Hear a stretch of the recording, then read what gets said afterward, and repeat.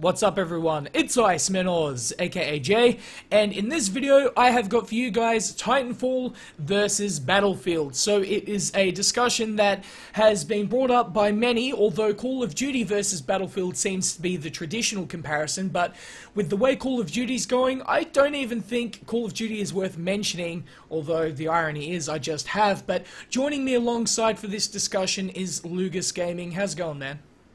Yeah, not bad, dude. I'm doing great. Channel's doing great for both of us, I think. And onwards and upwards, and I'm ready to get going. Alright, terrific. So, regarding the topic at hand, I have found something really interesting. So, the main point that I'm really comparing these two games is the release date. So, if you don't know, Titanfall and Battlefield are both made by the same publisher, EA. So, the interesting thing is that they're releasing a week within each other. So, the release date of Battlefield 1 is October 21st, while Titanfall 2 is releasing October 28th. So, there is a couple of things to note here. Why would EA release a game 1 week after the most hyped first-person shooter of all time, seemingly, Battlefield 1? Why would they release it straight after that? That's my question to you, Lugus, because I have no idea. It doesn't make any sense to me. Well, from a standpoint, you would be right. We've already said this before we came on in a previous discussion we had. Is it would make sense to put Titanfall probably in the March period where there's a lull in games, just to do what Ubisoft did with The Division. You know, they got a lot of sales out of that because there was just nothing filling the gap. On the other point of view, I think because Titanfall is now across all platforms, because if I recall, it wasn't on PlayStation the first time it was out, and this is obviously the only, and like Battlefield, it is the only going to be on next gen and PC. I could probably see why they're probably going to be bringing it out, but at the same time as Battlefield just doesn't make sense to me. Maybe they're hedging their bets a little bit here, trying to make sure that at least one game breaks even, and if it goes better, it could cover any sort of losses the other game makes. But both games look really good, so I mean, they do look good. We've seen plenty of games that look good, but aren't necessarily successful, right? So I would go by the basis that, yeah, maybe they are hedging their bets, but in the case that they are hedging their bets, then that's pretty weird business practice if you think about it. I mean, if you're not confident in your launches, then there's a problem there. Yeah. One thing to note though with that is that Battlefield 3 and Battlefield 4 did have bad launches regarding crashing, lag issues, server issues, being kicked from games randomly. It wasn't good, you know, it just wasn't, no, it wasn't good. In both cases, even Battlefield 3, which is arguably my favorite game of all time, I will be happy to admit that. But there is, the main point of contingency here is that EA may think there may be another bad launch with Battlefield 1, and then Titanfall comes along being smooth, crisp, being a great game, and then that basically covers for it from a publisher standpoint. Maybe that's the reason, because I can't think of any other reason, because you're basically burying Titanfall by doing this. Unless you have a really rich uncle who buys you everything, you're forcing people to make a decision on what game to buy. Because I doubt anybody is going to be able to spend $120 in 2 games inside of a week. Absolutely not. I don't think anyone's going to be able to do that. And with premium on Battlefield 1, not so much Titanfall, because I think the vice president of Respawn Entertainment, Vince Zampella, said that Zampella, sorry, I botched his name. Yeah.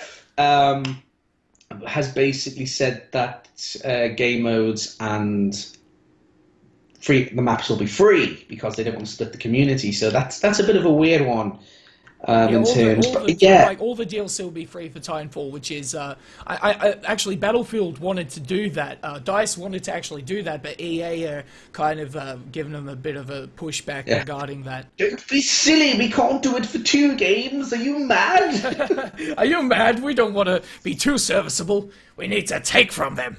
No, but it is a really weird choice to do that. Yeah, if you could afford both games and you want to buy both games, it's great because you've got 2 that's a big if. decent games in October. But then you go, No, but even what you okay, get for Christmas. let's just say you could even afford it, right? Let's say you could afford both games. I mean, you wouldn't even have time to play both games. I mean, most reasonable people. I mean, like, you know, for me, I barely have enough time to play Battlefield as it is, and to play both.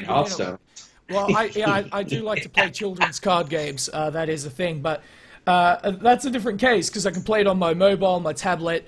You have to sit down, you know, at your house and play it. But I think I just don't understand from a release standpoint. I think they would have been a lot better if they released Titanfall 2 maybe mid-year, mid-2017. Yeah. So it had a bit of space, so it could be its own thing, and you know, give people a chance to take in Battlefield and get bored of Battlefield, so they can move on to a new game. That's where Titanfall 2 comes in. It makes absolutely no sense from a marketing standpoint. As a fan of games, I won't be able to play both well. Like, I won't be able to get great at two games. It's just...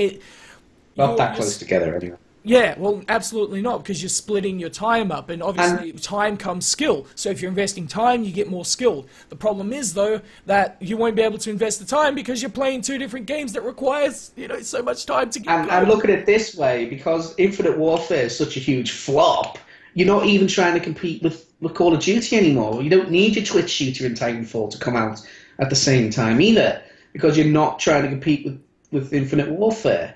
What you are trying to compete with are the people who are going to buy it just to get COD 4 remastered. Right.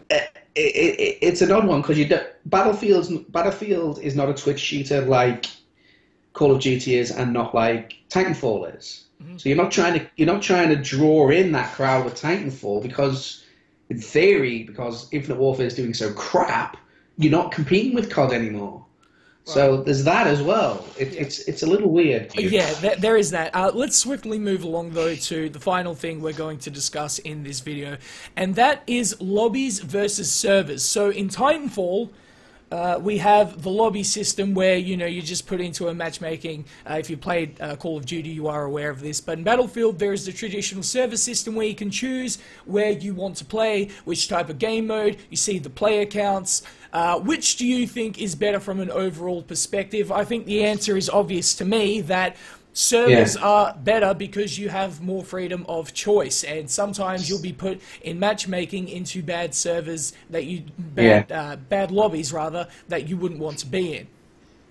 And I think servers allow you to cultivate community, a competitive scene better, and it gives you more flexibility to play with friends. One of the major problems I had with Battlefront was the lobby system and friends system didn't work. You know what I mean? If you want to play with your friends. Played the game. That was kind of... Well, that's true. But when we were trying it out, if you remember, it was very difficult to play together. And with the death of Battlelog, apparently, with Battlefield 1, if they introduce a lobby system for PC and server, I don't think they'll introduce. No, a system. I think what they'll do is they'll do an in-game menu system similar to Bad Company 2, so you can still see servers and you can still create friends. And in that case, I think your friends list won't be as, how can I put it, limited to 100 players. Well, I mean, you can have as many as you want in that case. Think about it. I mean, I'm just to play devil's advocate here. I'm going to say something I think a lot of people disagree with, but I think Titanfall's matchmaking is more consistent than Battlelog, just from a general standpoint, because how many times have I seen like disconnection symbols through Battlelog and where it just won't load properly, you'll just randomly crash out. I mean, it's been an absolute disaster regarding consistency of gameplay for Battlelog, and this is for the PC players. If you actually know, there is already an in-game menu for the console players. They already have that. Plus, but they have servers as well. They already have an in-game thing. That's how they access the game. But for PC, there has to be Battlelog, which I never understood that in the first place.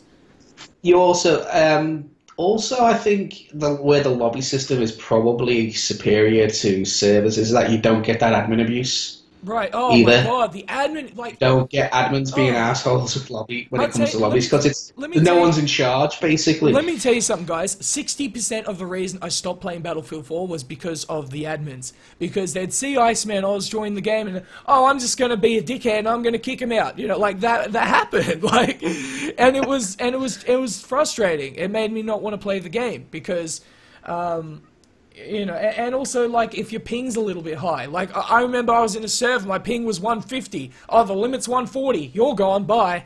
Like, what? I mean, but there is admin abuse on console as well. That is a key note. But the thing is, on PC, there's auto kicks. So, you know, that's a point of contention. I was never a fan of giving admins that much power. I mean, and when you don't have a choice, because actually on console there are EA and DICE owned servers they can play on which aren't admin owned. You know, they're just public for everybody. There isn't that on PC, so you have to put up with the server abuse by these admins. Like, the madman term gets thrown around a lot. It's absolutely true because it exists, and it makes the game, that in a combination of a number of other things, just makes it just hell on earth to play on PC, which is part of the reason.